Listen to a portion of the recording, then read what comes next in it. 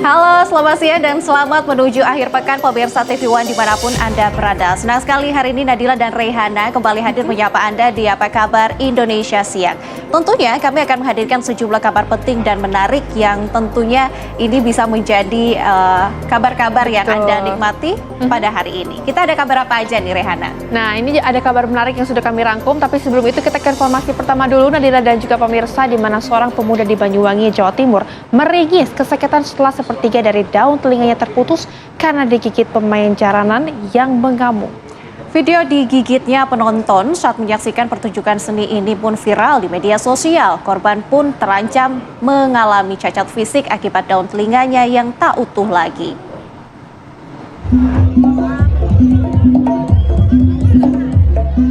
Dalam rekaman video amatir warga yang viral ini, kerumunan penonton tampak memadati arena pertunjukan seni untuk menikmati hiburan kesenian jaranan di lingkungan Cungking, Kecamatan Giri, Kabupaten Banyuwangi, Jawa Timur pada Minggu lalu.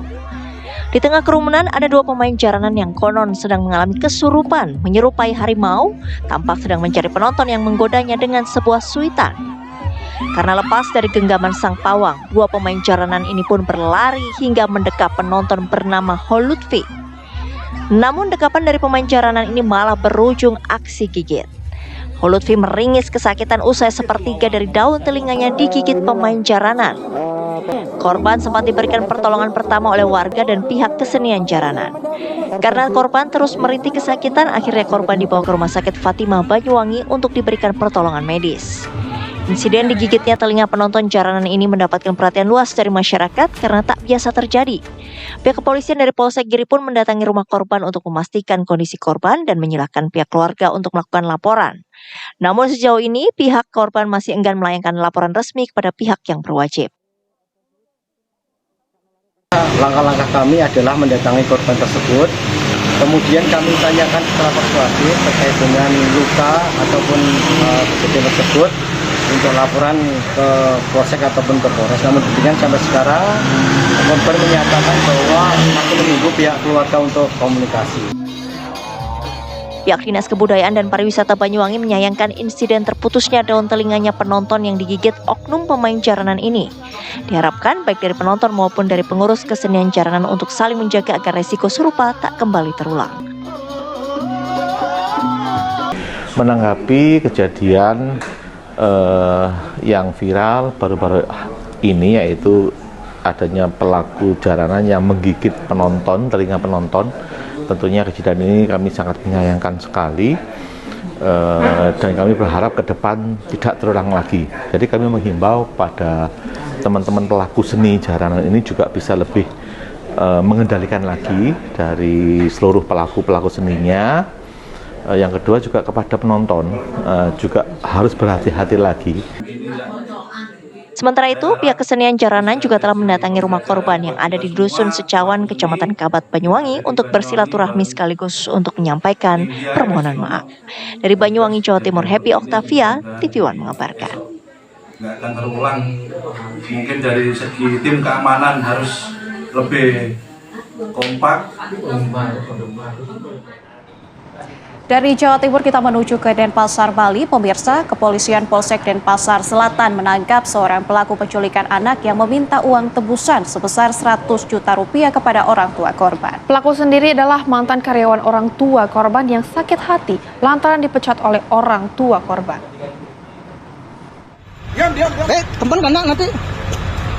Iwayan Sudirta, warga desa Seraya, Kabupaten Karangasem, Bali ini tak berkutik saat digelandang polisi.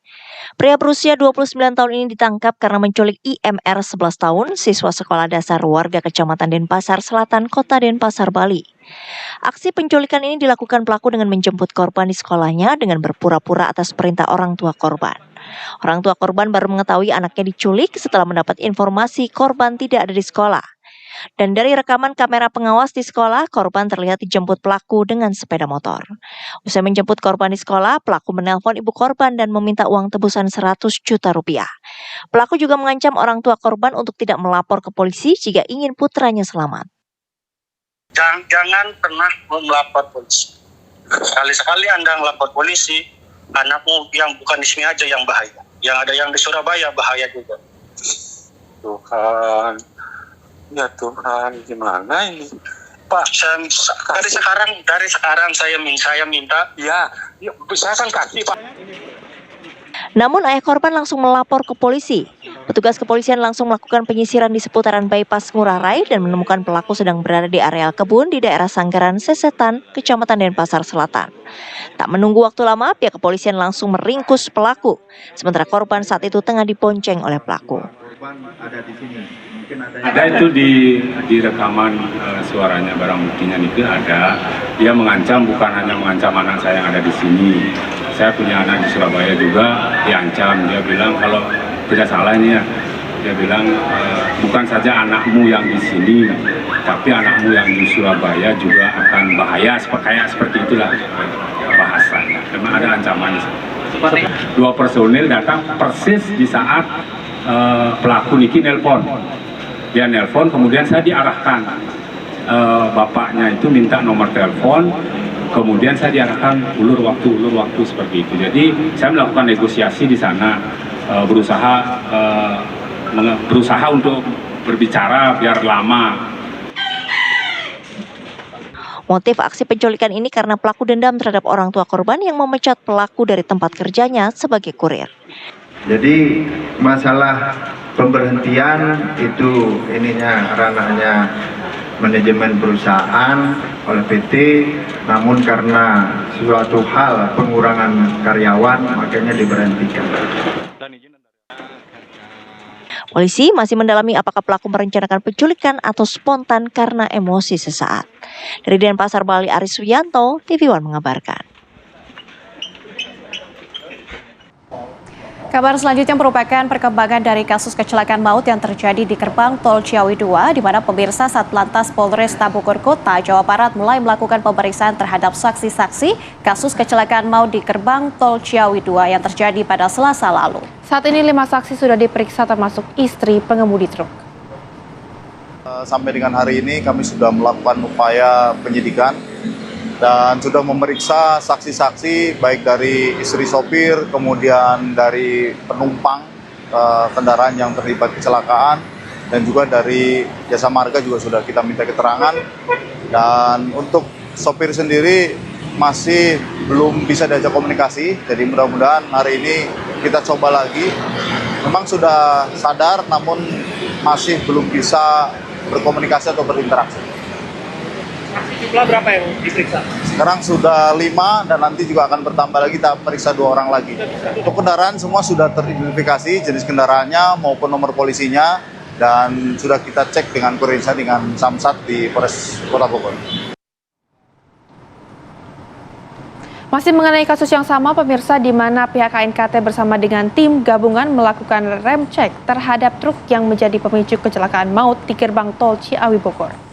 Pemeriksaan dilakukan di pos terpadu Katulampa, Kota Bogor pada Kamis siang sebagai bagian dari penyelidikan lebih lanjut.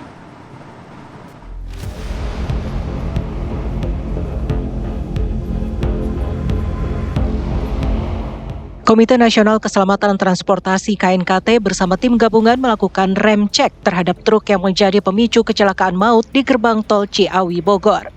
Pemeriksaan dilakukan di pos terpadu Katulampa, Kota Bogor pada Kamis siang sebagai bagian dari penyelidikan lebih lanjut. Dirlantas Polda Jawa Barat Kombes Pol Ruminio Ardano mengatakan petugas memeriksa kondisi fisik kendaraan termasuk sistem pengereman, kondisi ban, serta dimensi kendaraan. Petugas juga telah melakukan pemeriksaan saksi hingga menganalisis rekaman kamera pengawas. Kita melakukan rem cek. Kemudian kita melakukan kegiatan pengecekan kepada fungsi sistem pengereman. Kemudian yang ketiga, kita juga sudah melakukan pemeriksaan beberapa saksi.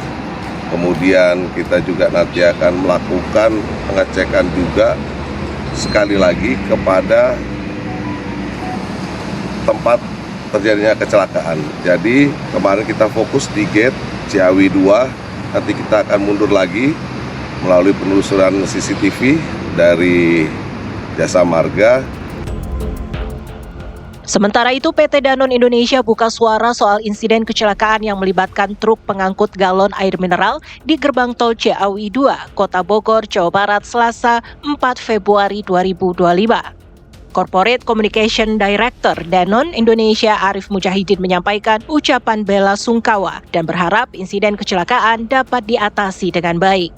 Arif pun menjelaskan truk yang mengalami insiden kecelakaan adalah kendaraan milik perusahaan transporter atau jasa angkut rekanan atau mitra salah satu perusahaan distributor rekanan Danone.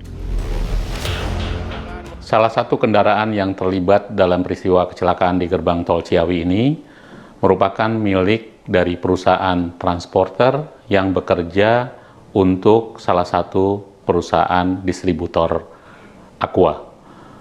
Baik perusahaan transporter maupun distributor merupakan perusahaan independen yang secara kepemilikan tidak terkait dengan PT Tirta Investama. Tim kami terus memonitor dan bekerjasama dengan instansi yang terkait, dan kami berharap bahwa kasus ini dapat segera terselesaikan dengan sebaik-baiknya. Sebelumnya, sebuah truk bermuatan galon air mineral menabrak 6 kendaraan di depannya pada Selasa 4 Februari 2025 sekitar pukul 23.30 waktu Indonesia Barat. Akibat kecelakaan, 8 orang meninggal dunia serta 11 lainnya mengalami luka-luka. Dari Bogor, Jawa Barat, Usep Saripudin, TV One mengabarkan.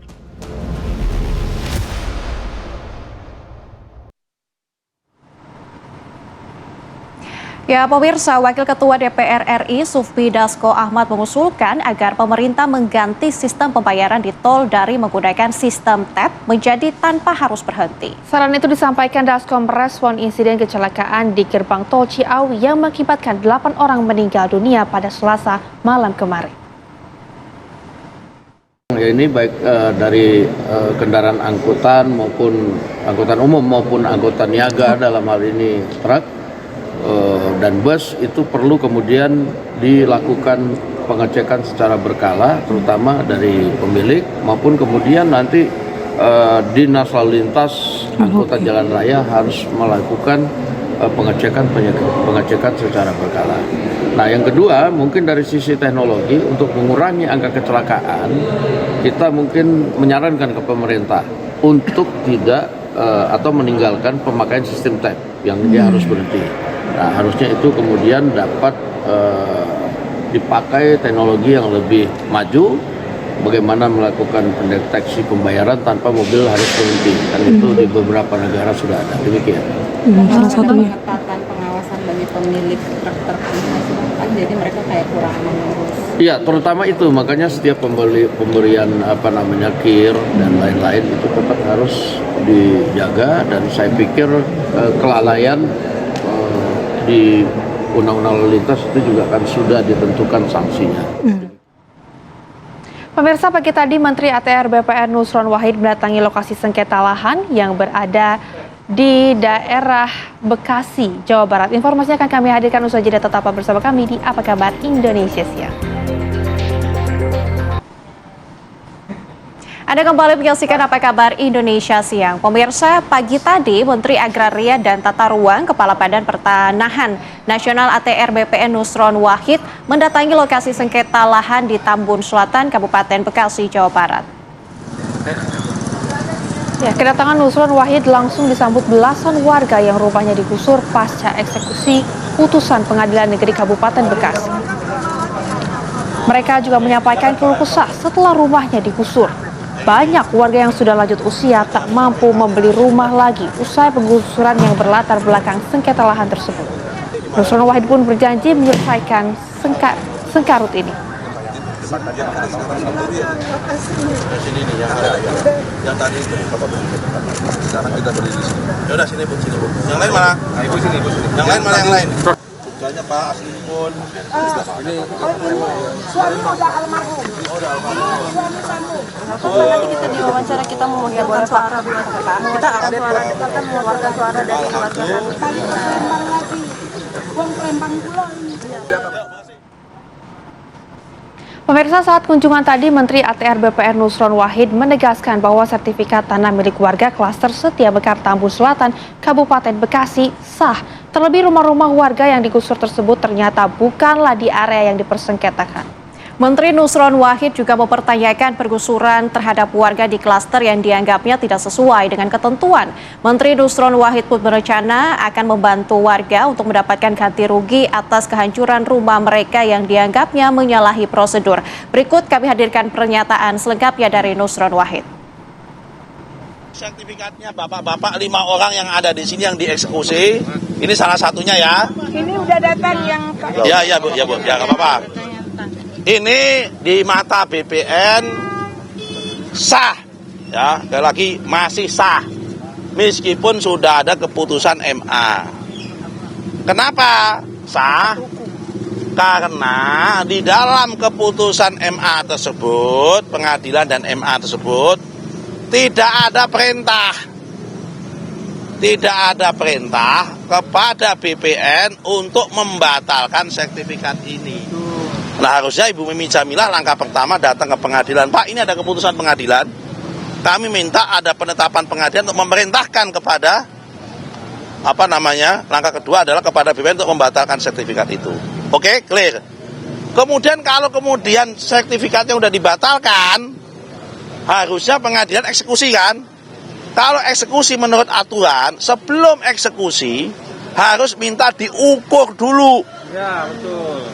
Di mana lokasi yang disengketakan? Betul. Apakah lokasi ini bagian yang disengketakan apa tidak? Oke? Clear ya? Nah, kemudian setelah itu, kalau toh kemudian udah diukur mau dieksekusi, pengadilan negeri kirim surat kepada tembusan kepada BPN. Pemberitahuan lah minimal supaya kita tahu. Nah, setelah kami cek, nih mana nih petanya? Ini lokasinya di sini kan? Setelah kami cek, ini yang disengketakan tuh ini, yang tebel ini. Ternyata setelah kami cek, ini pegang-pegang kan? 5 lokasi tanah ini, rumah ini tadi kami cek, ternyata di luar peta daripada objek yang disengketakan. Di 706 tadi, di luar itu. Ternyata, oke? Karena beliau beli dari masyarakat. Oke ya, jelas ya. Nah, karena itu bagaimana Bapak sekalian, kami akan langkah selanjutnya akan kami koordinasi dengan pengadilan negeri Cikarang. Kemudian kami akan panggil mediasi kepada pihak-pihak Jamilah kita panggil, keluarga Kayat kita panggil, dan sebagainya. Untuk apa? Pertama, mengganti. Kami akan berusaha memperjuangkan mengganti rumah yang udah digusur. Ya kan? Kenapa? Karena beliau membangun dengan sah, membeli dengan sah, dan beliau ini kalau tuh ada konflik, korban. Beliau nggak pernah terlibat di situ semua. Harusnya kalau eksekusi pun juga harus menggunakan prinsip-prinsip kemanusiaan. Tidak dengan prinsip-prinsip tidak kemanusiaan, main gusur itu aja. Kan itu ada orangnya. Harusnya dia approach dulu bahwa ini dulu diganti dulu kehakiman dan sebagainya. Dan pemirsa, untuk mengetahui informasi selengkapnya, kami langsung ajak Anda bergabung dengan rekan kami, ada Zinedine Duhan yang sudah siap mengabarkan dari lokasi. Duhan, silakan dengan informasi Anda.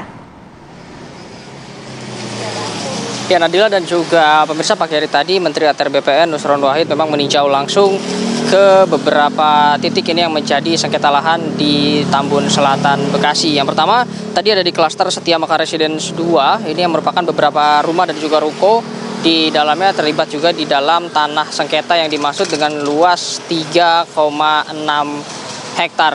Ini memang total ada 27 bidang tanah yang berada di klaster tersebut. Terdiri dari 19 unit rumah dan 8 unit ruko. Untuk ruko sendiri memang dari pagi kami pantau ini sudah kosong dan sudah tidak diisi oleh siapapun. Namun untuk rumah memang beberapa warga masih memilih untuk ada di dalam rumah, meskipun ini untuk aliran listrik dan juga air ini sudah terputus. Memang tidak terlalu lama, ini dari Kementerian ATR BPN meninjau langsung yang berada di klaster Setia Mekar Residence 2. Namun langsung bergeser ke titik selanjutnya, dikarenakan juga tanah sengketa ini sudah dibagi ke dalam 4 sertifikat yang berbeda dan titiknya tidak berjauhan. Ini kira-kira jaraknya 200 meter dari klaster tersebut ada sebuah tanah yang memang sudah digusur seperti itu perumahannya. Tadi juga Menteri ATR BPN Nusron Wahid sempat berbincang bersama warga yang memang rumahnya digusur seperti itu. Memang dari Kementerian ATR BPN sendiri menyebutkan bahwa surat-surat yang dimiliki oleh para masyarakat atau warga yang tinggal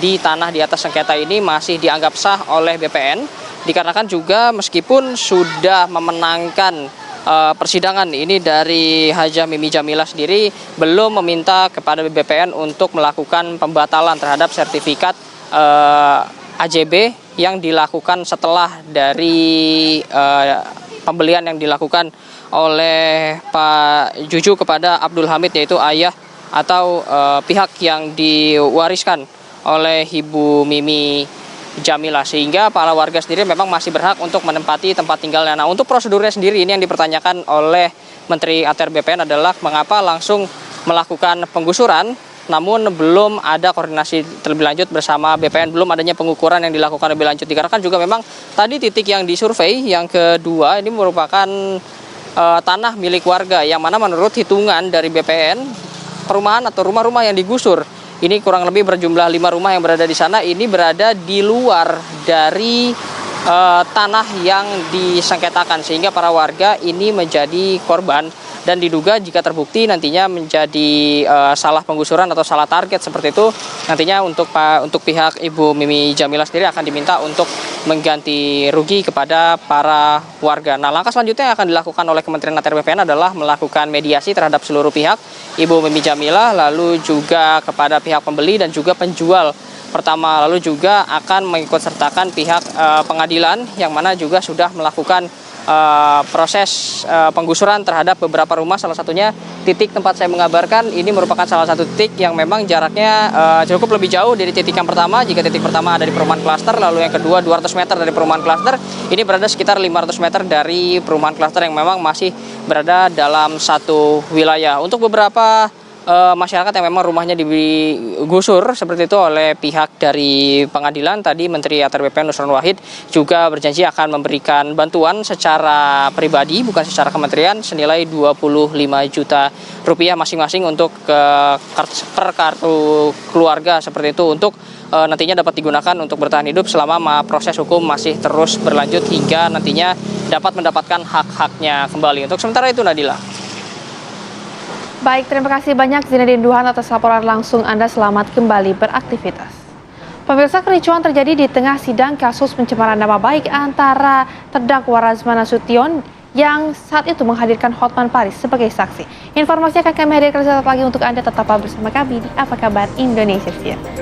Anda masih bersama kami di Apa Kabar Indonesia Siang. Pemirsa, sidang kasus pencemaran nama baik dengan terdakwa Razman Nasution yang menghadirkan saksi Hotman Paris berlangsung ricuh di Pengadilan Negeri Jakarta Utara. Ya, pemirsa, Razman dan kuasa hukumnya mengamuk di ruang sidang karena menolak persidangan ditutup untuk umum. Kita bertahan. Kita bertahan.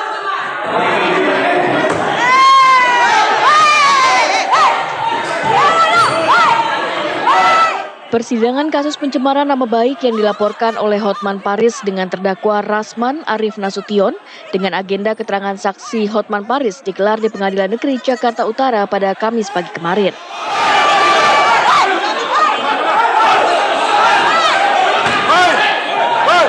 Saat sidang berjalan, majelis hakim meminta untuk persidangan dengan agenda keterangan saksi Hotman Paris dilakukan secara tertutup karena ada materi yang mengandung unsur keasusilaan.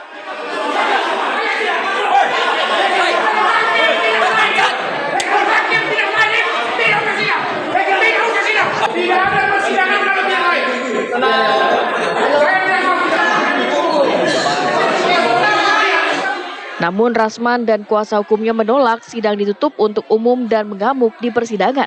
Bahkan salah satu kuasa hukumnya sampai naik meja. Ini penetapan pertama, ini sudah ditetapkan oleh live. Lantaran situasi yang sudah tidak kondusif, majelis hakim kemudian menskorsing jalannya sidang dan akhirnya sidang ditunda hingga 2 minggu ke depan.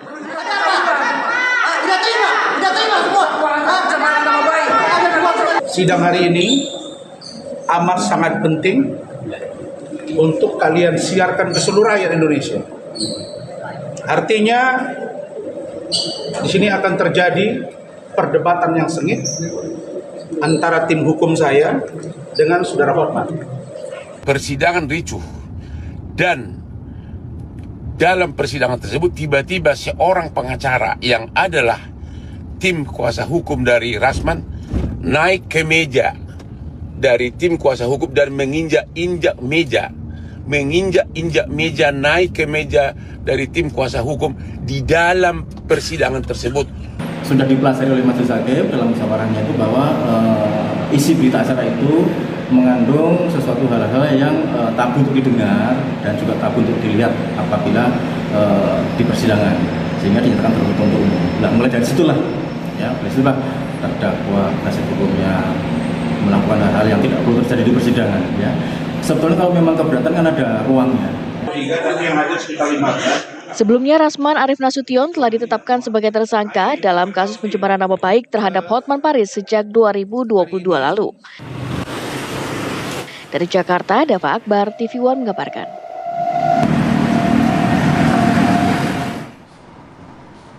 Kita ke informasi lainnya, pemirsa, di mana kuasa hukum dari Hasto Kristianto menghadirkan 6 saksi dalam sidang lanjutan pra-peradilan di hari ini.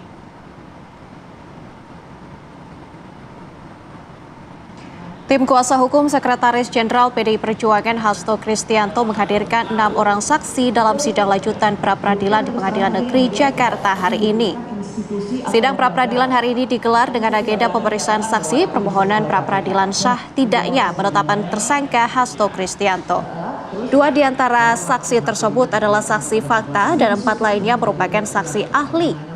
Sebelumnya, pemirsa, KPK telah menetapkan Hasto dan 1 kader PDI Perjuangan lainnya, Doni Tri Istiqomah, sebagai tersangka kasus suap terhadap anggota Komisi Pemilihan Umum periode 2017-2022, Wahyu Setiawan, pada Desember 2024 lalu.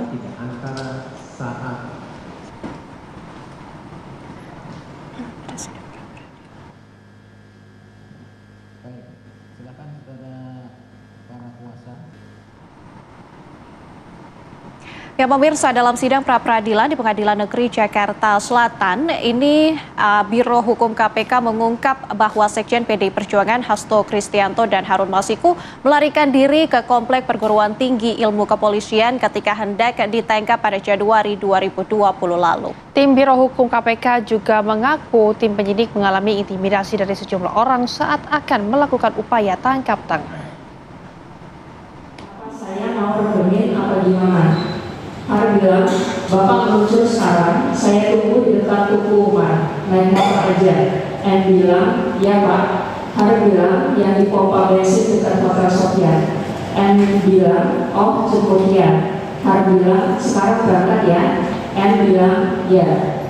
Atas perintah pemohon tersebut, Harun Masiku menghilang dan kabur sampai dengan saat ini dari ditetapkan sebagai daftar pencarian orang atau DPO pemohon. 5. Bahwa pada sekitar tanggal 8 Januari 2020 tersebut, tim termohon melakukan pengejaran kepada Harun Masiku yang melarikan diri ke Komplek Perguruan Tinggi Ilmu Kepolisian atau PTIK. Hal ini juga sama dilakukan pengejaran kepada pemohon yang ternyata menuju PTIK, di mana lokasi tersebut sama dengan posisi Harun Masiku. Pada saat tugas termohon membuntuti dan akan melakukan tangkap tangan, tugas termohon malah diamankan oleh beberapa orang atau tim lain yang diduga merupakan suruhan pemohon di PTIK tersebut. Sekira pukul 20.00 WIB, tim termohon yang terdiri atas 5 orang ditangkap oleh segerombolan orang di bawah pimpinan AKBP Hendi Kurniawan, sehingga upaya tangkap tangan Harun Masiku dan pemohon tidak bisa dilakukan. Petugas termohon malah digeledah tanpa prosedur, diintimidasi dan mendapatkan kekerasan verbal dan fisik oleh Hendi Kurniawan di KK. Alat komunikasi dan beberapa barang yang petugas termohon tersebut diambil paksa, kemudian diminta keterangan sampai pagi jam 04.55 WIB.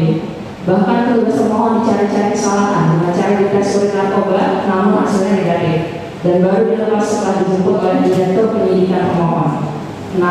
Setelah gagal menangkap tangan Harun Masiku dan pemohon, tim termohon menuju ke kantor DPP PDI Perjuangan untuk melakukan penyegelan ruangan, tetapi dihalangi oleh petugas keamanan. Kemudian tim termohon kembali ke gedung KPK untuk melaksanakan ekspos perkara tangkap tangan ini dengan pimpinan KPK dan struktural penindakan, bahwa di dalam forum rapat Expose, tim KPK yang melaksanakan OTT sudah memaparkan rangkaian peristiwa secara lengkap dan rinci, termasuk peran pemohon dalam konstruksi perkara tersebut. Tetapi pimpinan saat itu belum menyepakati menaikkan status pemohon sebagai tersangka karena menunggu perkembangan hasil penyidikan. Pimpinan KPK pada saat itu kemudian mengganti satgas penyidikan dengan satgas penyidikan lainnya. Bahwa pada saat ekspos kemudian diputuskan hanya menaikkan menjadi penyidikan dengan 2 surat perintah penyidikan dan 4 orang tersangka, yaitu tersangka pemberi suap Harun Masiku bersama-sama dengan Saiful Bahri. Sedangkan tersangka penerima suap adalah Bayu Setiawan sama komisioner KPU bersama-sama dengan Agustiani Tio Hidayat. Bahwa dalam hal ini Harun Masiku masih belum bisa diamankan karena melarikan diri. Selanjutnya KPK menerbitkan laporan kejadian tindak pidana nomor LKPK 03 tahun 2020. Pemirsa, hari ini AKBP Bintoro dijadwalkan menjalani sidang etik. Sidang etik juga digelar di Gedung Promotor Polda Metro Jaya. Kita akan hadirkan informasi selengkapnya bersama dengan kami di Apa Kabar Indonesia Siang sesaat lagi untuk Anda. Anda masih bersama kami di Apa Kabar Indonesia Siang. Pemirsa, hari ini AKBP Bintoro dijadwalkan menjalani sidang etik. Sidang etik ini digelar di Gedung Promotor Polda Metro Jaya. Sidang ini pemirsa diperkirakan telah berlangsung sejak pukul 9.00 waktu Indonesia Barat dan sidang ini berlangsung secara tertutup. Keempat anggota yang terlibat dalam kasus ini sebelumnya sudah ditahan di tempat khusus termasuk AKBP Bintoro. Sebelumnya mantan Kasat Reskrim Polres Jakarta Selatan ini tersangkut kasus dugaan pemerasan. AKBP Bintoro diduga memeras tersangka AN senilai 20 miliar rupiah dengan iming-iming menghentikan penyidikan. Di mana AN menjadi tersangka kasus dugaan pemerkosaan dan pembunuhan. Selain Bintoro, 4 polisi juga terlibat dalam kasus ini. Di sisi lain, AKBP Bintoro membantah memeras tersangka kasus pembunuhan. Dirinya menyebut tuduhan menerima uang 20 miliar rupiah mengada-ngada.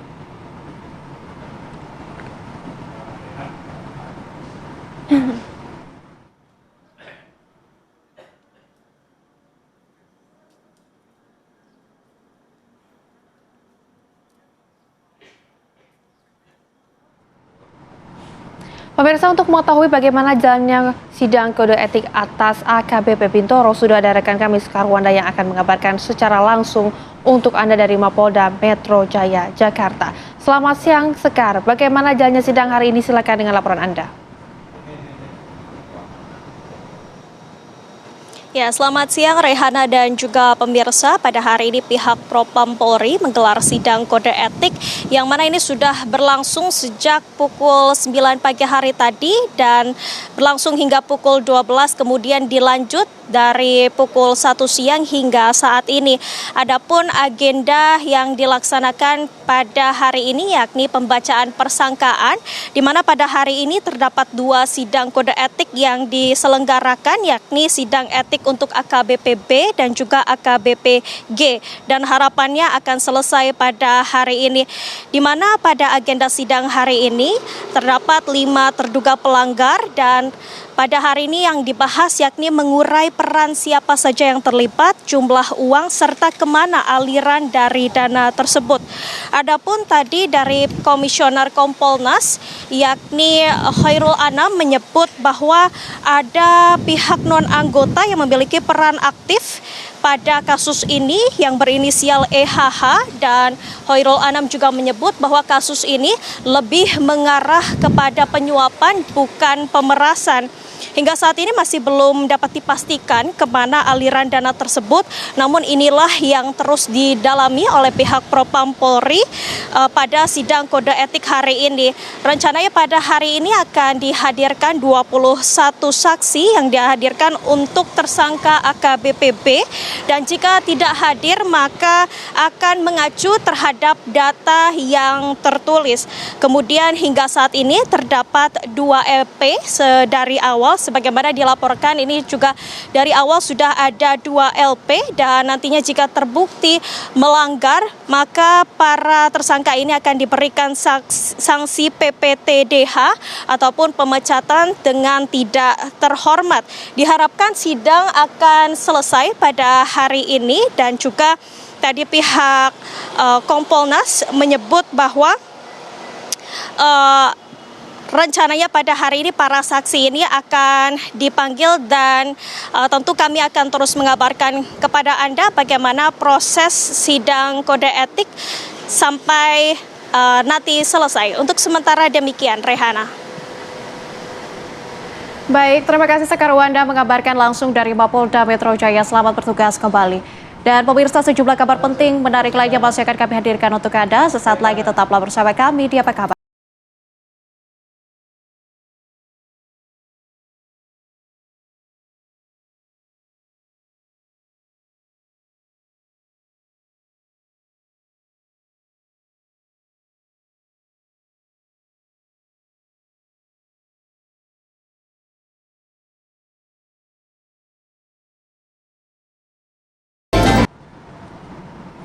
Masih bersama kami di Apa Kabar Indonesia Siang. Pemirsa, kebun binatang yang pernah dibanggakan warga Kota Bandung, Jawa Barat kini tak jelas nasibnya. Ya, pemirsa, Kejaksaan Tinggi Jawa Barat ini menyita 6 titik aset milik Yayasan Marga Satwa di Kebun Binatang Bandung atau Bandung Zoo.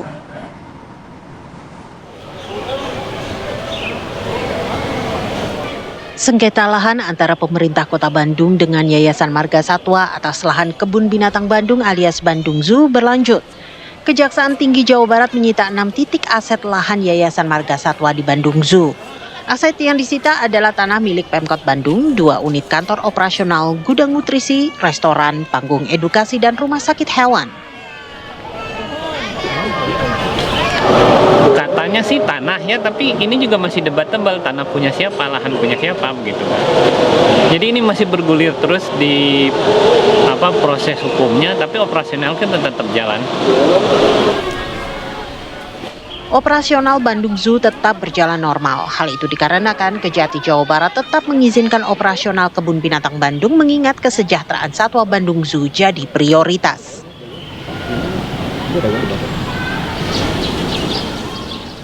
Dari Bandung, Jawa Barat, John Hendra, TV One mengabarkan.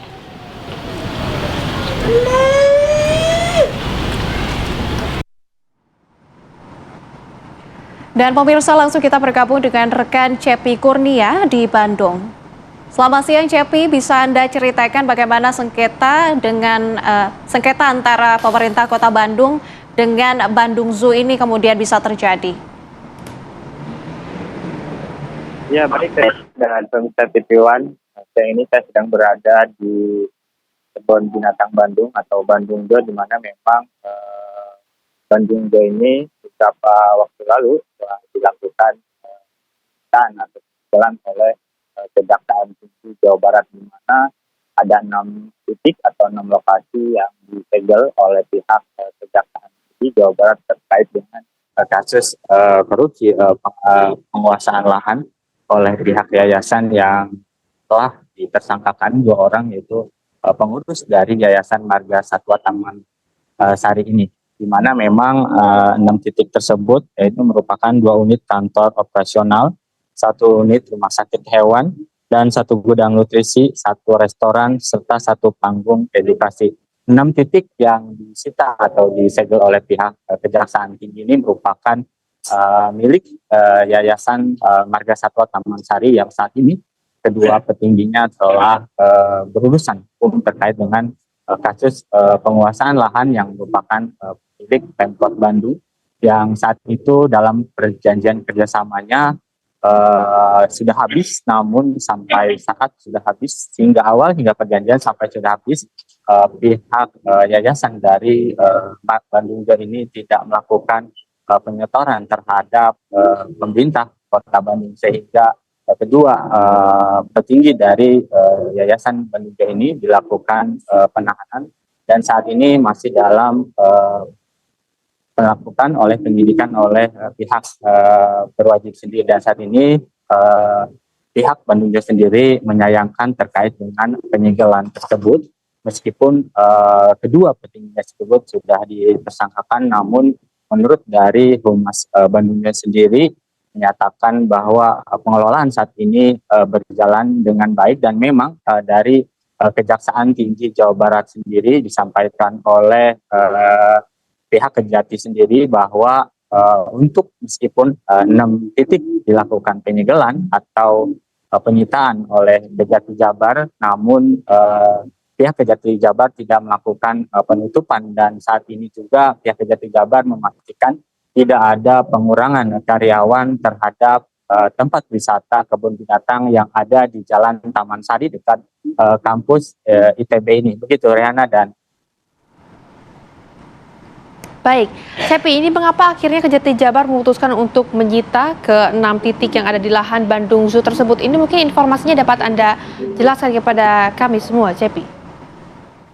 ya, baik Riana, memang betul alasan dari pihak Kejati Jabar melakukan penyitaan atau penyegelan sendiri ini merupakan aset yang merupakan milik yayasan tadi Marga Satwa Taman Sari, yang saat ini kedua petinggi dari yayasan ini berada di rutan Kebonwaru Bandung, sehingga dilakukan penyitaan, dan ini merupakan aset dari yayasan, bukan dari aset milik Pemkot Bandung, sehingga ini untuk bahan penyelidikan dilakukan penyitaan karena kedua pengurus yayasan ini terlibat dalam kasus dugaan tindak pidana korupsi penguasaan lahan dengan Pemkot Bandung, sehingga dilakukan penyitaan sementara. Untuk yang saat ini masih beroperasional itu merupakan lahan yang berada milik dari Pemkot Bandung, sehingga itu alasan dari Kejati Jabar tidak melakukan penyegelan atau penyitaan di titik-titik lain, dan juga Kejati Jabar masih memperbolehkan untuk operasional dari kebun binatang ini, dan juga memastikan tidak ada pengurangan karyawan terhadap tempat wisata Bandung Zoo ini. Begitu Riana. Baik, terima kasih Cepi Kurnia mengabarkan langsung dari Bandung Zoo. Selamat bertugas kembali. Ya pemirsa, ratusan sekolah menengah atas dilaporkan gagal menyelesaikan finalisasi pengisian pangkalan data sekolah dan siswa atau PDSS untuk mengikuti seleksi perguruan tinggi negeri jalur SNBP. Informasi yang akan kami hadirkan saat lagi untuk Anda pemirsa, tetaplah bersama kami di Apa Kabar Indonesia Siang. Ya pemirsa, ratusan sekolah menengah atas dilaporkan gagal menyelesaikan finalisasi pengisian pangkalan data sekolah dan siswa atau PDSS untuk mengikuti seleksi perguruan tinggi negeri jalur SNBP. Dan pemirsa, panitia SNPNB ini kemudian memberikan perpanjangan waktu pengisian data hingga 4 Februari. Ya, kenyataannya pemirsa, dari 373 sekolah hanya 228 sekolah yang mampu menyelesaikan tenggat waktu perpanjangan pengisian PDSS tersebut. Dan berikut pemirsa, kami sudah rangkum sejumlah sekolah yang akan melakukan pengisian PDSS untuk Anda.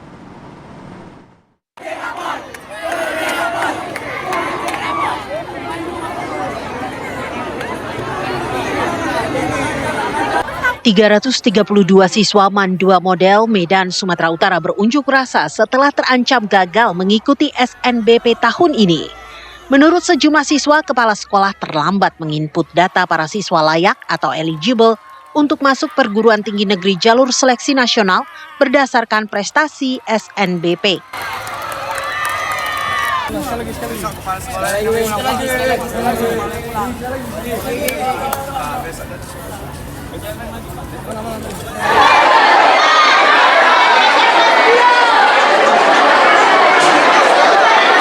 Sekolah lain di Medan yang gagal menginput data PDSS tepat waktu adalah SMK Negeri 10.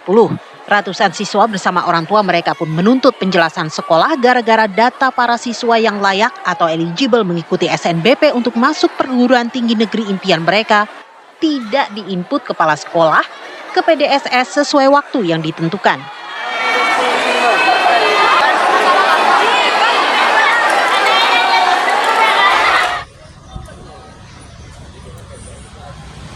Sementara itu di Palembang, Sumatera Selatan, ratusan siswa MAN 2 Kota Palembang kecewa karena tidak bisa menginput data siswa ke sistem PDSS. Hal itu dikarenakan perbedaan nomor induk siswa dengan nomor pokok sekolah nasional.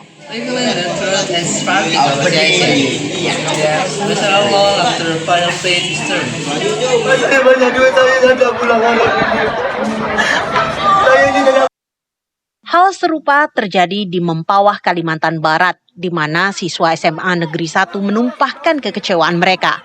Ratusan siswa yang berjuang untuk bisa masuk kuota SNBP di sekolah mereka sejak semester 1 hingga semester 5 menelan ludah gara-gara ulah para guru yang bertanggung jawab untuk input data PDSS tidak melakukan tugas dengan baik. Para guru juga tidak bisa menjelaskan dengan baik masalah gagal input PDSS tersebut hingga menambah kekecewaan para siswa dan orang tua mereka.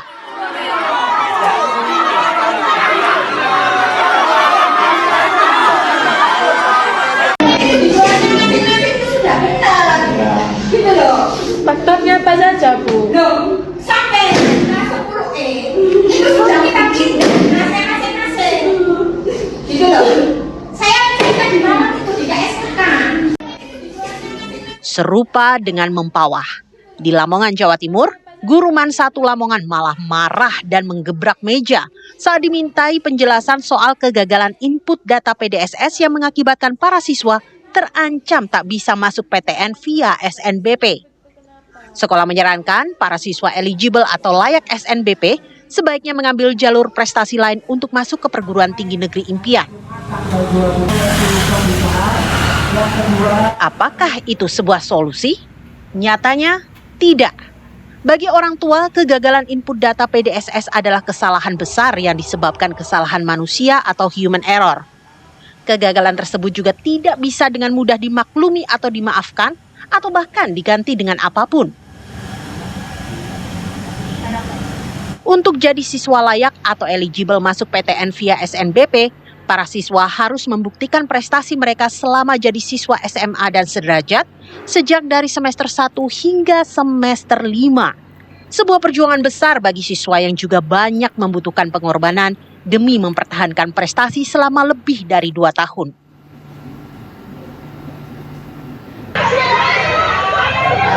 Tapi, semua itu tiba-tiba ambyar seketika saat sekolah gagal memasukkan data PDSS sebagai syarat finalisasi siswa layak SNBP. Karena melihat tak cuma 1-2 sekolah yang gagal, Ketua Umum Tim Penanggung Jawab SNPMB 2025 Edward Wolok memutuskan memberikan perpanjangan waktu hingga 4 Februari. Tercatat 373 sekolah gagal menginput data PDSS tepat waktu. Saat diberi perpanjangan waktu, hanya 228 sekolah yang berhasil menginput data. Tim TV One mengabarkan.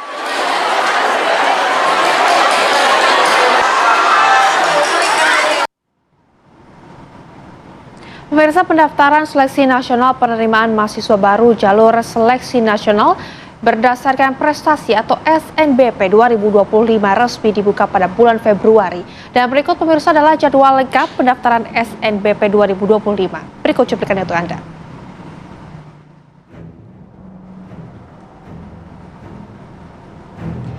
Jadwal seleksi nasional berdasarkan prestasi SNBP 2025.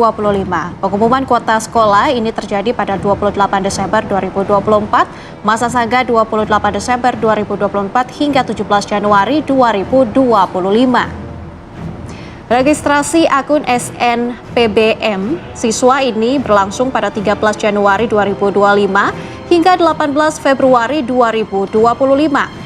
Pendaftaran SNBP tanggal 4 hingga 18 Februari 2025. Dan pemirsa, pengumuman hasil SNBP terjadi pada 18 Maret 2025, masa unduh kartu peserta SNBP 4 Februari hingga 30 April 2025.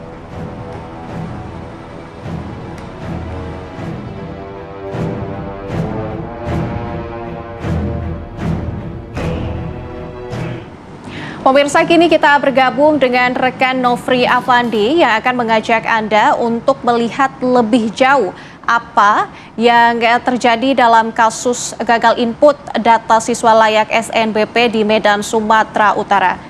Nofri, silakan dengan informasi Anda.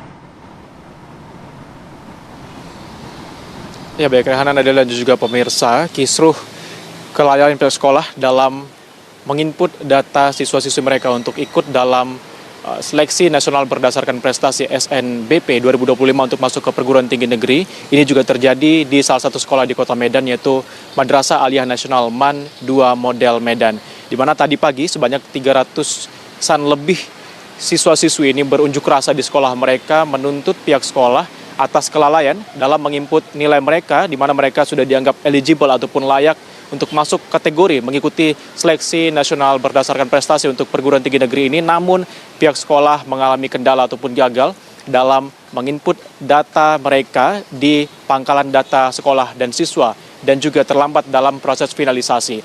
Nah, saya akan coba berbincang pemirsa dengan salah seorang orang tua siswa di Mandua Model Medan yang juga mengeluhkan adanya kelalaian pihak sekolah ini sehingga dianggap akan merugikan anaknya yang sedang berburu tiket untuk masuk ke perguruan tinggi negeri favoritnya. Selamat siang Pak Dinar. Selamat siang Mas. Pak Dinar, ini terkait kejadian ini Pak, apa sebenarnya yang disampaikan oleh pihak sekolah kepada orang tua siswa terkait kekisruhan ataupun kelalaian ini Pak?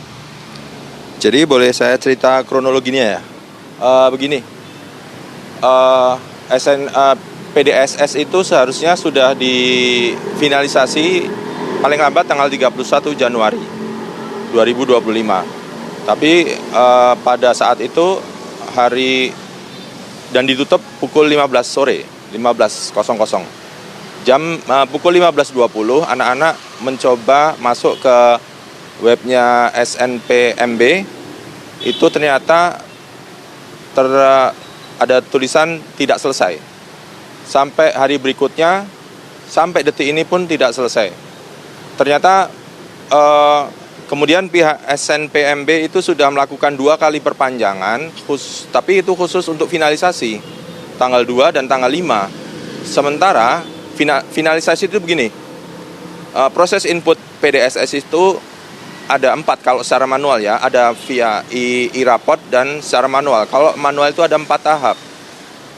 Pengisian profil sekolah, kemudian pengisian peringkat eligible siswa, pengisian kurikulum, dan terakhir input nilai.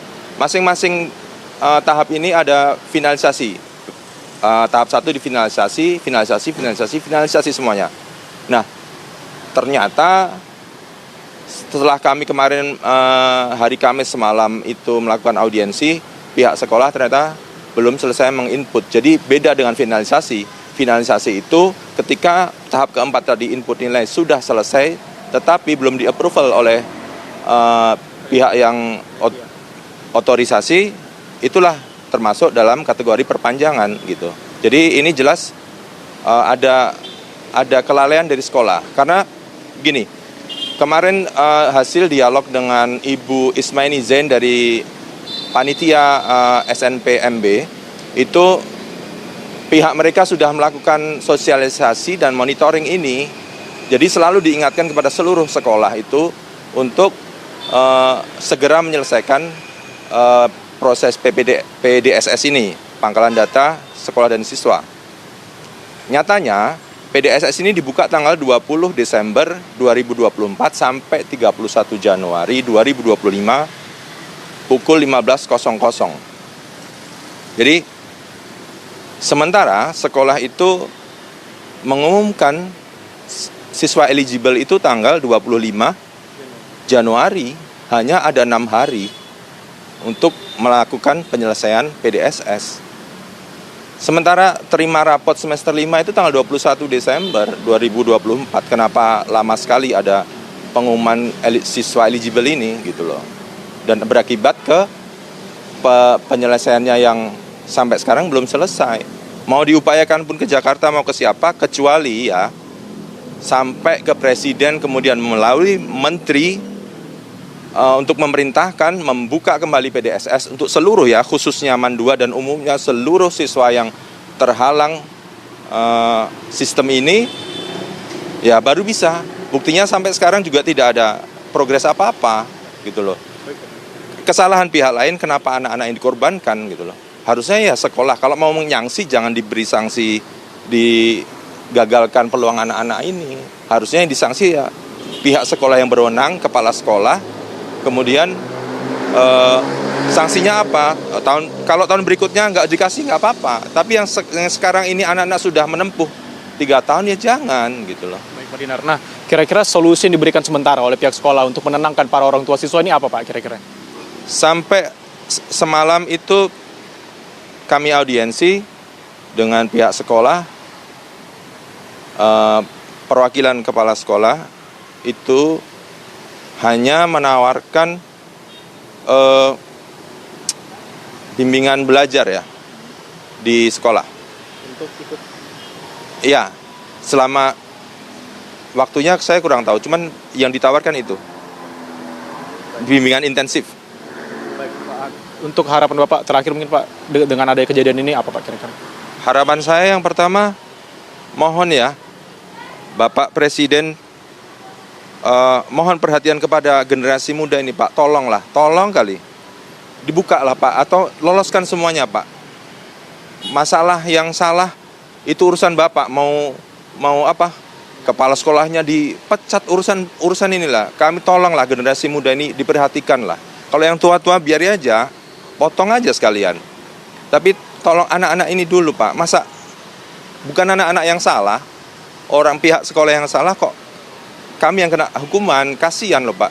3 tahun berjuang, kalau nggak untuk mencari SNBP, ngapain kami masukkan ke sekolah unggulan ini, gitu loh. Seperti itu. Yang kedua, pihak-pihak yang bertanggung jawab ini tolong diberi sanksi yang jelas. Jangan supaya ke depan tidak ada anak-anak yang dirugikan seperti anak-anak kami. Anak Bapak kira-kira kampus favoritnya yang dituju saat ini apa Pak? Boleh diberitahu? Universitas Erlangga. Ya. Baik, terima kasih Pak Dinar. Semoga ada jawaban atas kejadian ini. Semoga nanti akan diberikan kesempatan ataupun dispensasi perpanjangan bagi para siswa agar bisa tetap mengikuti seleksi ini. Ya. Itu tadi pemirsa seperti apa keterangan ataupun keluhan dari orang tua siswa terkait kasus ini, di mana memang pihak sekolah sendiri melalui wakil kepala sekolah MAN 2 Model Medan menyampaikan bahwa memang ada kelalaian dari pihak mereka seperti human error, sehingga para siswa-siswi ini yang diketahui ada sebanyak 332 siswa yang terancam untuk tidak ikut dalam SNBP tahun 2025 ini. Dalam aksi unjuk rasanya, para siswa-siswi ini menyampaikan 8 tuntutan, dan diantaranya seperti ada 2 tuntutan yang cukup menarik, seperti diantaranya meminta memecat staf operator sekolah yang terlibat dan juga meminta transparansi nilai rapot, sehingga mereka bisa mengetahui seperti apa proses yang terjadi sebenarnya, kenapa bisa terjadi kelalaian ataupun keterlambatan dalam proses pendaftaran mereka, para siswa-siswi eligible ini untuk mengikuti SNBP. Demikian, saya kembalikan ke Jakarta. Baik, terima kasih Nofri Apandi atas laporan langsung dari Medan. Selamat kembali beraktivitas. Dan tentunya ini juga menjadi salah satu highlight begitu. Betul. Untuk mencari jalan tengahnya untuk seperti apa nanti jawabannya, terutama terhadap generasi penerus bangsa ya. Betul. Baik, ya pemirsa, apa kabar Indonesia Siang akan kembali dengan sejumlah informasi lainnya. Tetaplah bersama kami sesaat lagi untuk Anda. Masih bersama kami di Apa Kabar Indonesia Siang, pemirsa, kita ke informasi selanjutnya, di mana seorang oknum pegawai dan selebgram cantik aplikasi TikTok ditangkap polisi. Keduanya diamankan Polres Gresik usai rekaman video pornografi mereka viral di media sosial.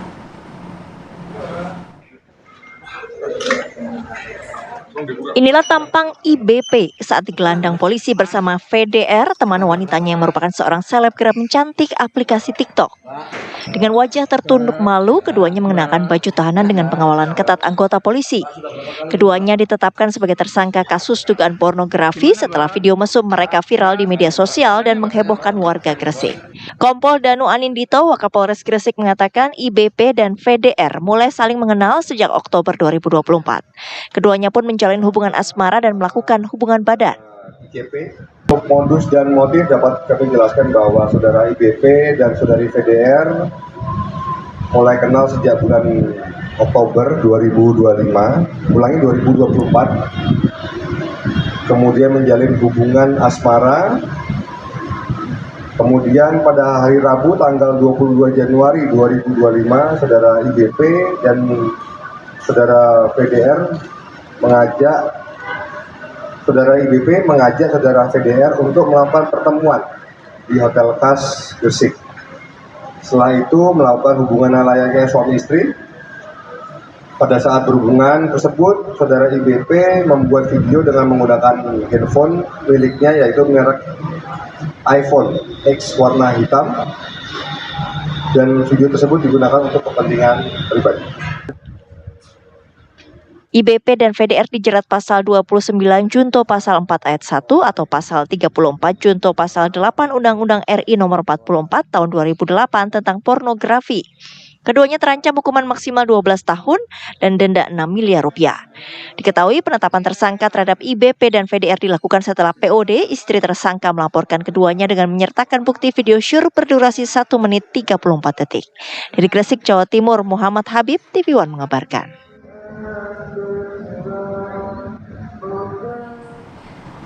Kita ke kabar selanjutnya, pemirsa. Seorang anggota polisi wanita di Polda Kepulauan Riau meninggal dunia setelah mengalami kecelakaan lalu lintas di Jalan Hang Tua Nongsa, Kota Batam, Kepulauan Riau. Pemirsa, AKBP Roro Arikawati Kusuma Ningtyah yang mengendarai motor mengalami kecelakaan lalu lintas saat hendak bertugas. Insiden terjadi pada Kamis pagi. Polisi lalu lintas dibantu warga mengevakuasi korban ke Rumah Sakit Bayangkara Polda Kepri. Namun, nyawa korban tak tertolong.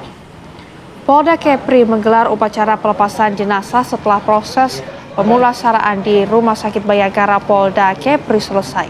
Atas permintaan keluarga, jenazah almarhumah AKBP Roro Arikawati diberangkatkan ke Magelang, Jawa Tengah untuk dimakamkan secara dinas kepolisian. Sementara pelaku yang merupakan sopir minibus saat ini sudah menjalani pemeriksaan di Direktorat Lalu Lintas Polda Kepri.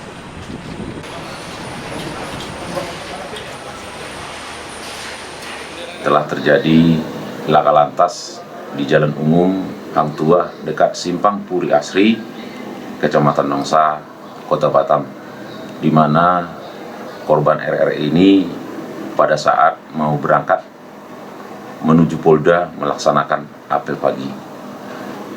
Korban RR diperiksa oleh tim dokter, dinyatakan telah meninggal dunia. Dan atas permintaan keluarga segera dibawa ke Magelang, Jawa Tengah.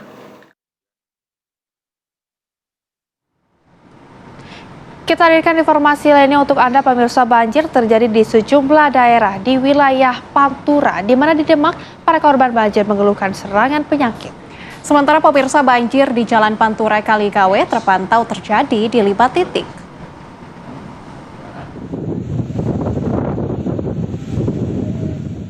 Banjir di Kabupaten Demak masih mengenangi ribuan rumah di 10 desa di Kecamatan Sayung dan Karangtengah.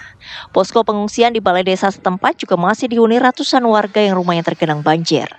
Para pengungsi ini umumnya orang tua, anak-anak, dan balita. Warga mulai mengeluhkan penyakit seperti gangguan pencernaan, sakit kepala, dan penyakit kulit. Jadi banyak yang sakitnya itu gatal-gatal. Dari jumlah pengungsi yang ada, hari ini yang periksa di jumlah 22. Sebagian besar gatal, rangan, terus pusing, hipertensi, paling itu. Terus penanganannya? Sementara ini kita kasih obat sama salep. Sama ini menjaga kebersihan di pengungsian maupun menjaga kebersihan dirinya. Data dari BPBD Kabupaten Demak menyebutkan banjir merendam 2.532 rumah di 10 desa di Kecamatan Sayung dan Karangtengah. Tercatat 20 sekolah, 30 tempat ibadah, 150 hektar areal pertanian juga tergenang banjir.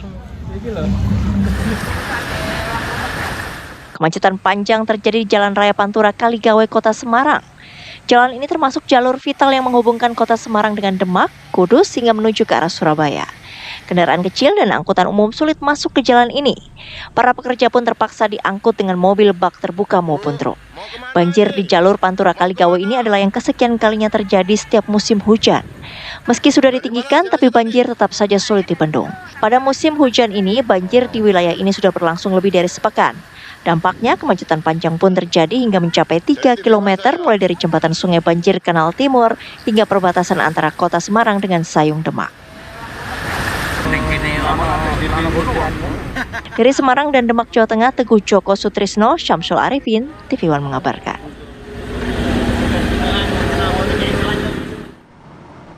Pemirsa, seorang pemuda di Banyuwangi, Jawa Timur meringis kesakitan setelah sepertiga dari daun telinganya terputus karena digigit pemain jaranan yang mengamuk.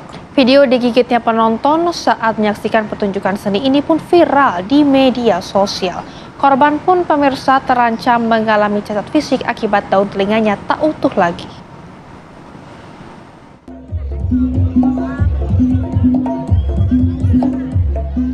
Dalam rekaman video amatir warga yang viral ini, kerumunan penonton tampak memadati arena pertunjukan seni untuk menikmati hiburan kesenian jaranan di lingkungan Cungking, Kecamatan Giri, Kabupaten Banyuwangi, Jawa Timur pada Minggu lalu. Di tengah kerumunan ada dua pemain jaranan yang konon sedang mengalami kesurupan, menyerupai harimau, tampak sedang mencari penonton yang menggodanya dengan sebuah suitan. Karena lepas dari genggaman sang pawang, dua pemain jaranan ini pun berlari hingga mendekap penonton bernama Holutfi. Namun dekapan dari pemain jaranan ini malah berujung aksi gigit. Holutfi meringis kesakitan usai sepertiga dari daun telinganya digigit pemain jaranan. Korban sempat diberikan pertolongan pertama oleh warga dan pihak kesenian jaranan. Karena korban terus merintih kesakitan, akhirnya korban dibawa ke Rumah Sakit Fatimah Banyuwangi untuk diberikan pertolongan medis. Insiden digigitnya telinga penonton jaranan ini mendapatkan perhatian luas dari masyarakat karena tak biasa terjadi. Pihak kepolisian dari Polsek Giri pun mendatangi rumah korban untuk memastikan kondisi korban dan menyilahkan pihak keluarga untuk melakukan laporan. Namun sejauh ini pihak korban masih enggan melayangkan laporan resmi kepada pihak yang berwajib. Langkah-langkah kami adalah mendatangi korban tersebut. Kemudian kami tanyakan secara persuasif terkait dengan luka ataupun kejadian tersebut untuk laporan ke Polsek ataupun ke Polres. Namun demikian sampai sekarang korban menyatakan bahwa masih menunggu pihak keluarga untuk komunikasi. Pihak Dinas Kebudayaan dan Pariwisata Banyuwangi menyayangkan insiden terputusnya daun telinganya penonton yang digigit oknum pemain jaranan ini. Diharapkan baik dari penonton maupun dari pengurus kesenian jaranan untuk saling menjaga agar resiko serupa tak kembali terulang. Menanggapi kejadian yang viral baru-baru ini, yaitu adanya pelaku jaranan yang menggigit penonton, telinga penonton, tentunya kejadian ini kami sangat menyayangkan sekali, dan kami berharap ke depan tidak terulang lagi. Jadi kami menghimbau pada teman-teman pelaku seni jaranan ini juga bisa lebih mengendalikan lagi dari seluruh pelaku seninya. Yang kedua juga kepada penonton juga harus berhati-hati lagi. Sementara itu, pihak kesenian jaranan juga telah mendatangi rumah korban yang ada di Dusun Secawan, Kecamatan Kabat, Banyuwangi untuk bersilaturahmi sekaligus untuk menyampaikan permohonan maaf. Dari Banyuwangi, Jawa Timur, Happy Octavia, TV One mengabarkan. Nggak akan terulang, mungkin dari segi tim keamanan harus lebih kompak. Pemirsa, kepolisian Polsek Denpasar Selatan menangkap seorang pelaku penculikan anak yang meminta uang tebusan sebesar 100 juta rupiah kepada orang tua korban. Pelaku sendiri, pemirsa, adalah mantan karyawan orang tua korban yang sakit hati lantaran dipecat oleh kedua orang tua korban.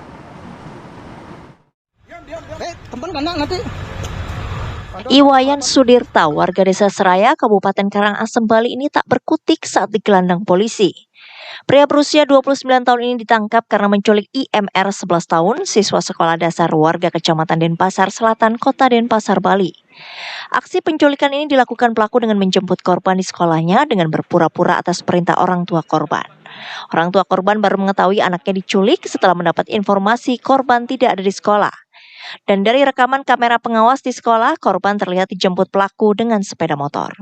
Usai menjemput korban di sekolah, pelaku menelpon ibu korban dan meminta uang tebusan 100 juta rupiah. Pelaku juga mengancam orang tua korban untuk tidak melapor ke polisi jika ingin putranya selamat. Jangan pernah melapor polisi. Sekali-sekali Anda melapor polisi, anakmu yang bukan di sini aja yang bahaya. Yang ada yang di Surabaya bahaya juga.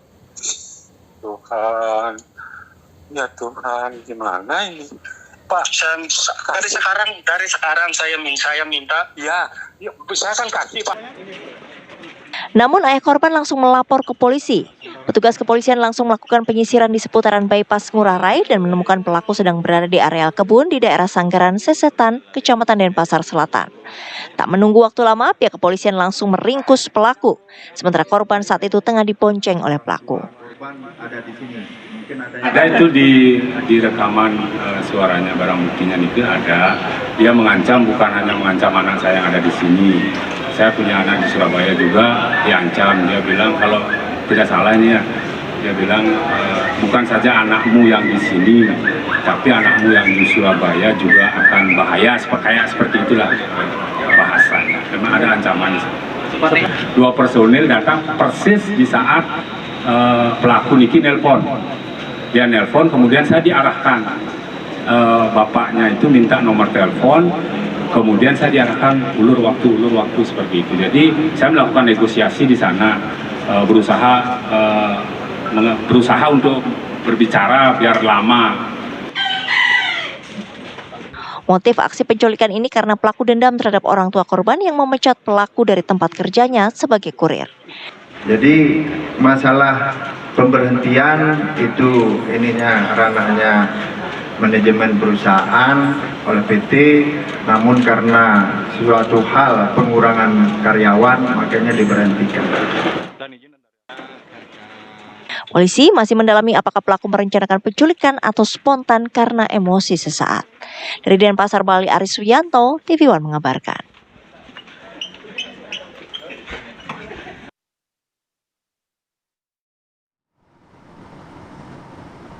Pemirsa, Menteri ATR BPN Nusron Wahid menyatakan sertifikat tanah milik warga Tambun Selatan yang digusur dalam eksekusi sengketa tanah oleh pengadilan ini adalah sah.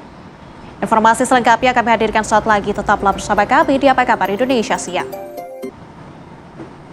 Masih bersama kami di Apa Kabar Indonesia Siang, pemirsa. Pagi tadi Menteri Agraria dan Tata Ruang Kepala Badan Pertanahan Nasional atau ATR BPN Nusron Wahid mendatangi lokasi sengketa lahan di Tambun Selatan, Kabupaten Bekasi, Jawa Barat.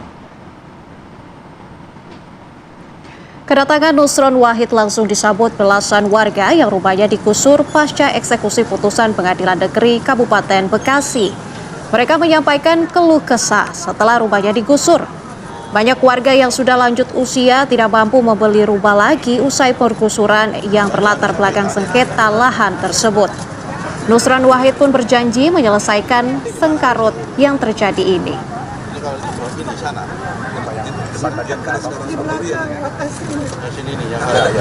Yang tadi itu sekarang kita beli di sini. Ya udah sini Bu, Yang lain mana? Nah, Ibu sini, Ibu. Dan pemirsa, saat kunjungan tadi, Menteri ATR BPN Nusron Wahid menegaskan bahwa sertifikat tanah milik warga klaster Setia Mekar, di Tambun Selatan di Kabupaten Bekasi ini merupakan sah. Terlebih rumah-rumah warga yang digusur tersebut ternyata bukanlah di area yang bersengketakan. Ya, Menteri Nusron Wahid juga mempertanyakan penggusuran terhadap warga klaster pemirsa yang dianggapnya tak sesuai ketentuan. Menteri Nusron Wahid pun berencana membantu warga untuk mendapatkan ganti rugi atas kehancuran rumah mereka yang dianggapnya menyalahi prosedur. Berikut pemirsa pernyataan selengkapnya dari Nusron Wahid terkait dengan sengketa antara Mimi Jamilah dengan pemilik dari lahan. Ini adalah Kayat. Bapak-bapak 5 orang yang ada di sini yang dieksekusi, ini salah satunya ya. Ini udah datang yang... Ya Bu, ya nggak apa-apa. Ini di mata BPN sah, ya, sekali lagi masih sah, meskipun sudah ada keputusan MA. Kenapa sah? Karena di dalam keputusan MA tersebut, pengadilan dan MA tersebut, tidak ada perintah kepada BPN untuk membatalkan sertifikat ini. Nah, harusnya Ibu Mimi Jamilah langkah pertama datang ke pengadilan. Pak, ini ada keputusan pengadilan. Kami minta ada penetapan pengadilan untuk memerintahkan kepada langkah kedua adalah kepada BPN untuk membatalkan sertifikat itu. Oke, clear. Kemudian kalau sertifikatnya udah dibatalkan, harusnya pengadilan eksekusi kan? Kalau eksekusi menurut aturan, sebelum eksekusi harus minta diukur dulu. Ya, betul. Di mana lokasi yang disengketakan? Betul. Apakah lokasi ini bagian yang disengketakan apa tidak? Oke? Clear ya? Nah, kemudian setelah itu, kalau toh kemudian udah diukur mau dieksekusi, pengadilan negeri kirim surat kepada tembusan kepada BPN. Pemberitahuan lah minimal supaya kita tahu. Nah, setelah kami cek, nih mana petanya? Ini lokasinya di sini kan? Setelah kami cek, ini yang disengketakan tuh ini, yang tebel ini. Ternyata setelah kami cek, ini pegang-pegang nggak? 5 lokasi tanah ini, rumah ini tadi kami cek, ternyata di luar peta daripada objek yang disengketakan. Di 706 tadi, di luar itu. Ternyata, oke? Karena beliau beli dari masyarakat. Oke ya, jelas ya? Nah karena itu bagaimana Bapak sekalian, kami akan langkah selanjutnya akan kami koordinasi dengan Pengadilan Negeri Cikarang. Kemudian kami akan panggil mediasi kepada pihak-pihak yang bersengketa, Mimi Jamila kita panggil, keluarga Kayat kita panggil, dan sebagainya. Untuk apa? Pertama, mengganti, kami akan berusaha memperjuangkan mengganti rumah yang udah digusur. Ya kan? Kenapa? Karena beliau membangun dengan sah, membeli dengan sah, dan beliau ini kalau tuh ada konflik, korban. Beliau nggak pernah terlibat di situ semua. Harusnya kalau eksekusi pun juga harus menggunakan prinsip-prinsip kemanusiaan. Tidak dengan prinsip-prinsip tidak kemanusiaan, main gusur itu aja. Kan itu ada orangnya. Harusnya dia approach dulu bahwa ini dulu diganti dulu kehakiman dan sebagainya. Kabar lainnya pemirsa, seorang pendaki nekat mengabadikan meletusnya Gunung Dukono di Halmahera, Maluku Utara. Pendaki tersebut dengan santainya merekam gunung yang hendak meletus. Hingga akhirnya abu pekat membumbung tinggi dari puncak gunung disertai dengan suara gemuruh yang kencang. Bagi pendaki diharapkan berhati-hati karena Gunung Dukono ini dikenal masih aktif dan sering mengeluarkan abu vulkanik.